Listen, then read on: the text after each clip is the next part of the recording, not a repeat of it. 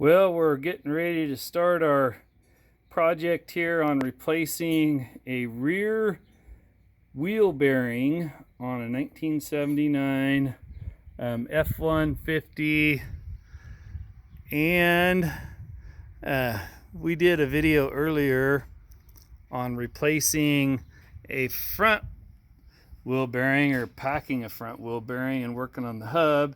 And so I thought it would be cool to go ahead and add a rear wheel bearing into it. We'll just take some short videos, but we've got the driver's side wheel removed and the brake drum, and you can see by looking at it that the pads are in pretty good shape.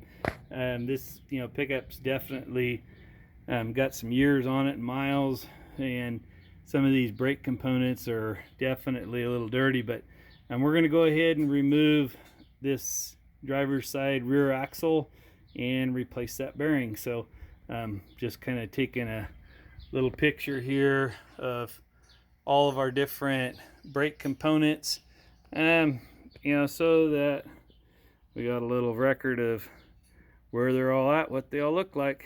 Anyway, thanks for tuning in.